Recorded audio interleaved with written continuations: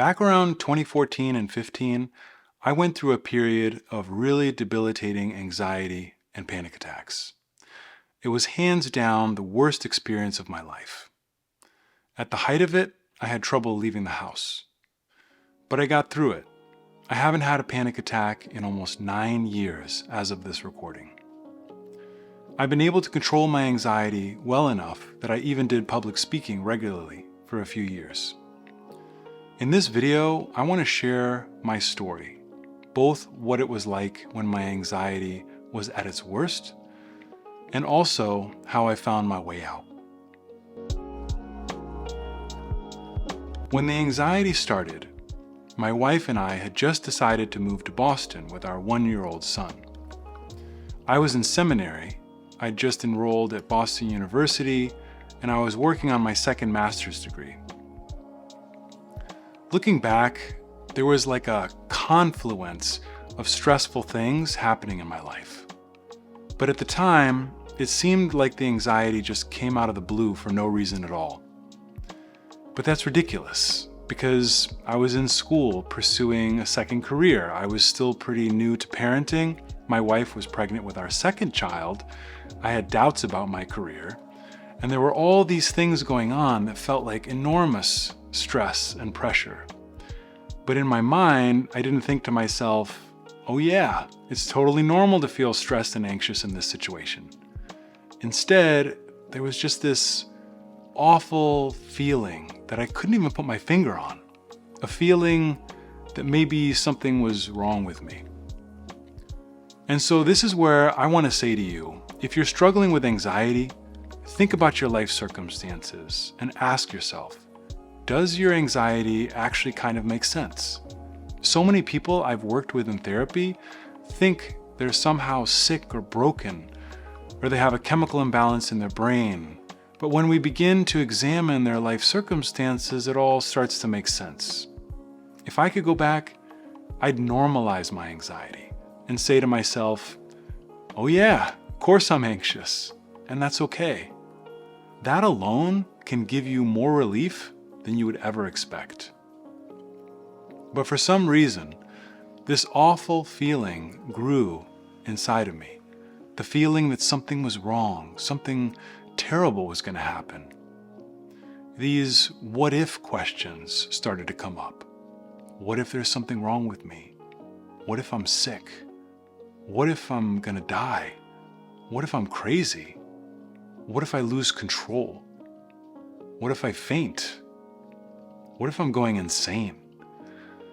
Looking back, it's these questions that were the seeds of anxiety that eventually spread in my mind like weeds, a catalyst for a more serious battle with anxiety. Behind these questions, there was this belief, this feeling that somehow things are not okay. I am not okay, and I'm not going to be okay. It was a kind of expectation that something bad was just around the corner. And I would sort of constantly check to see how I felt. Did I feel normal? Or was this weird, dreadful feeling still with me somehow? And every time I checked, it's like not only was it there, but it was a little bit bigger. It was growing, and I'd be afraid of it. I think it's important for me to highlight that by doing this, I was actually training my brain to be more anxious. This is called neuroplasticity. I'll talk about it later in the video. But by constantly going deeper into my anxiety like that, I was watering the seeds that helped it to grow to an uncontrollable level, literally growing the fear center of my brain, the amygdala. The first panic attack came when I was going to get vaccinated at the start of the semester. I needed a tetanus shot. It was totally irrational, but some part of me was worried about having like an adverse reaction to the vaccine. A lot of my anxiety manifested as health anxiety. I would worry about having a heart attack or a brain aneurysm or something. This was before COVID too. Well, I got the shot, and then the nurse told me to go sit down for 10 minutes or so just to make sure that I didn't have any adverse reactions.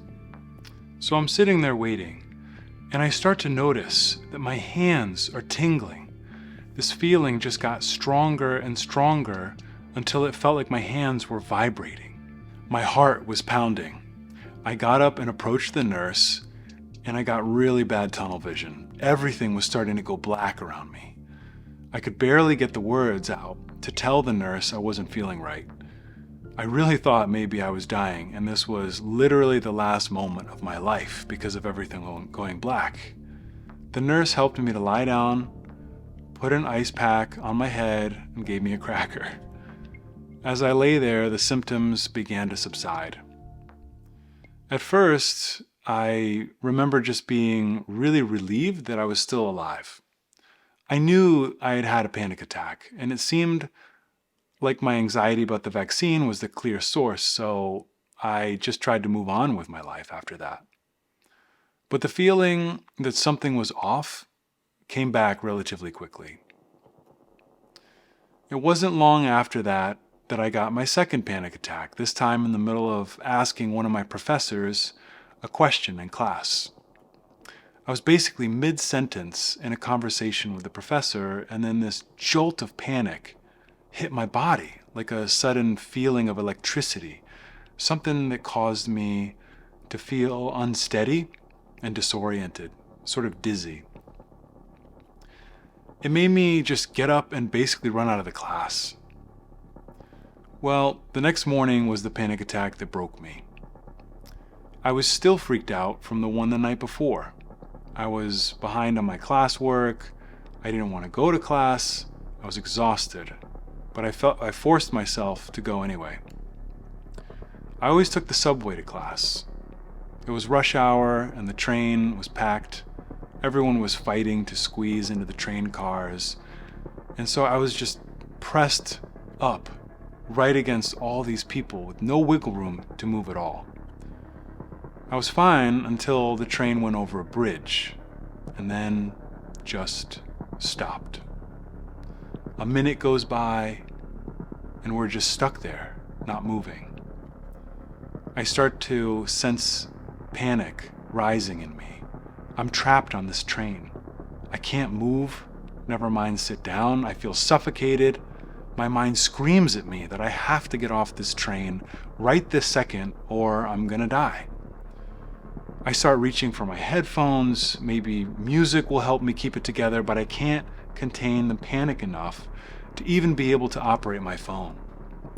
Somehow, I endure this hurricane of anxiety until we start moving again and reach the next stop. I remember once I got off the train, I immediately sat down on some nearby steps to try to compose myself, and of course I was in the way of about 100 annoyed commuters who just kind of climbed the steps around me. I called my wife to come pick me up. The whole time, I just kept thinking, what the hell is wrong with me? How could I be losing it like this? I felt like I was losing total control. When I got home, I cried my eyes out into a pillow in the bedroom. I'd say that was probably the lowest point for me. I felt totally broken. I was afraid if I left the house, I would get another panic attack, so I made sure my next trip outside was to the doctor and then to the psychiatrist. I was put on an SSRI, a standard antidepressant, and also given clonazepam and anti-anxiety benzodiazepine. I didn't do well with the SSRI, so I stopped taking it pretty quickly. The Klonopins helped a lot, but the doctors told me I couldn't stay on them forever, and that I could develop a physical dependence on the medication. So I'd take them when I felt like I really needed them, which was pretty often in the beginning, but I'd try to go without them as much as I could. The most difficult part of life became the train. There's a saying, neurons that fire together wire together. My brain had made an association. Subway equals feeling terrified and like I'm about to die. I wasn't concerned about the safety of the train itself in any way, Instead, I was worried about my own ability to control my own emotions. The fear was that this uncontrollable feeling of panic would come back. I remember standing on the platform one cold winter day in February, trying to force myself to get on the train. It was almost impossible. My brain just kept screaming at me that it wasn't safe. It was like I'd been traumatized. I would get on a train and then chicken out by jumping off before the doors closed. But I knew that no matter what, I couldn't leave without getting on that train. I knew that if I allowed myself to leave, it'd be 10 times harder to get on the train the next time. I would be teaching my brain to justify that fear, making the train into even more of a monster. But if I stayed and faced my fear, I would give my brain the chance to rewire, to learn that I didn't need to be so terrified of the subway. The only way to beat the fear was to face it. So, as hard as it was, that's what I did. I got on the train over and over and over again. In the beginning, I would use the Klonopin, but gradually I weaned myself off of it. The anxiety gradually lessened, but it took a really long time, and it never fully went away while I was still living in Boston. The hardest part for me was always that 6-minute ride over the bridge where I had had my initial panic attack. I used a lot of things to help distract myself, mostly games on my phone and audiobooks. Anxiety was worst on the train, but it showed up in all kinds of different ways and in different places over the next several months. I had anxiety about driving, about breathing, about weird sensations in my hands, tightness in my chest, feelings of dizziness and disorientation, anxiety at the checkout line at the grocery store, picking up takeout at restaurants, going to the mall, you name it, chances are I had it.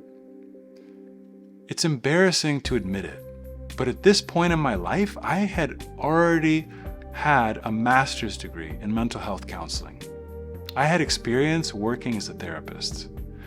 I was supposed to be a stable person that didn't have these kinds of problems. Somehow, I had forgotten everything that I had learned. It's strange, but when you experience mental health problems firsthand, it's so vastly different from learning about it in books or through working with clients. Somehow, it doesn't even occur to you to try to apply the same things to yourself, because the experience of debilitating anxiety just turns your whole world upside down. But I had a breakthrough. One day, on the train, I was scrolling through the audiobooks I already owned, and there's this excellent talk, a seminar that I had listened to several years back called Mindfulness and the Brain.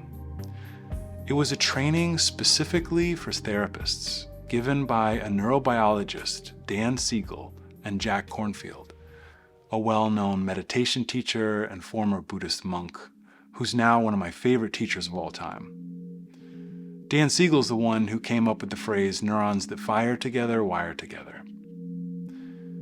I began listening to this talk with a kind of beginner's mind, like I was hearing it for the first time, educating myself about the brain, mindfulness, and mental health. It was really empowering to be reminded of the things that I had somehow forgotten in the midst of my whole ordeal. The talk reminded me of several things.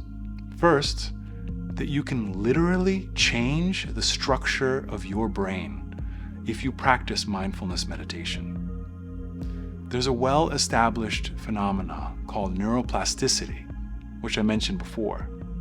It means that the brain is malleable and can be changed throughout your life, even if you're in your 80s. You're not stuck with the brain you have at any age. We can shape our own brains through our experiences and through the focus of our conscious attention. How you focus your attention activates specific circuits in the brain and will stimulate growth and change in the architecture of your brain. Focusing your attention in particular ways will activate certain states, and with repeated activation, these states become traits. They become part of who you are. In people who practice meditation, scientists have observed changes in growth in an area of the brain called the prefrontal cortex, which is responsible for regulating our emotions and being able to calm fear down. This part of the brain is unique in that it has these direct connections to every other part of your brain. It can help to integrate the entire nervous system. So this knowledge, revisiting it, felt so powerful to me. It instilled confidence in me. I knew through my education that if I sat down to meditate every day, I was slowly but surely changing and healing my brain. I knew these changes don't happen overnight. They take time, just like going to the gym, but that I could count on them to happen. As a result of that insight, I actually became more accepting of my feelings of anxiety. It's counterintuitive to accept difficult emotions like anxiety, because nobody wants to feel anxious. But this turned out to be a massive key to overcoming anxiety. I would say that the biggest difference between who I was then and who I am now when it comes to anxiety is that the old me was desperate to not feel anxious. I hated anxiety and I wanted so badly to get rid of it, whereas now I've changed my relationship with anxiety. I recognize that it's part of being human. I don't put any pressure on myself to not be anxious. If anxiety comes knocking at my door, I invite it in for tea. I know that if I don't make it into a monster, it won't bother me too much. I actually appreciate it because anxiety is just trying to protect me, trying to keep me safe. It's my brain's smoke detector.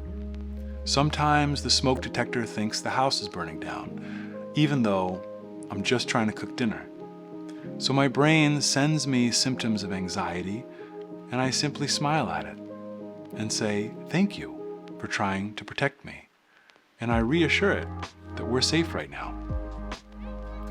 Establishing a regular meditation practice helped me to develop the skills to be able to do that. I resolved to practice for 30 minutes a day. Over the years, I haven't always been consistent with that, but I keep returning to the practice of meditation. And I think it's a really big part of the reason why I have so much more control over my anxiety now. Also, I feel like this video wouldn't be complete if I didn't say that love played a role in helping me with anxiety. Going through anxiety forced me to ask the question, what's bigger than my anxiety? What's bigger than fear? Love was one of the only things that I discovered to be bigger. When I sat on the train and contemplated the love that I had for my first son at the time, for my wife, or when I listened to my teacher, Jack Cornfield, tell stories of extraordinary compassion, it awakened a love within me that I knew was bigger and stronger than the anxiety, and that kept me going in the darkest moments. The legendary German mystic Meister Eckhart once said, "Love is as strong as death and as hard as hell." I always thought that was a badass thing to say. So if you're struggling with anxiety, keep that in mind. Connect with love in whatever way you can. There's so much more that I could say about what I've learned about recovering from anxiety, but that'll have to be for future videos. If you're someone who's struggling with anxiety, know that if I can get through this, so can you. You have the same capacity within yourself to overcome this. Let me know in the comments if you found this video helpful or what's helped you with anxiety. We can help each other. If you'd like to see more videos like this, don't forget to like and subscribe, and I'll see you next time.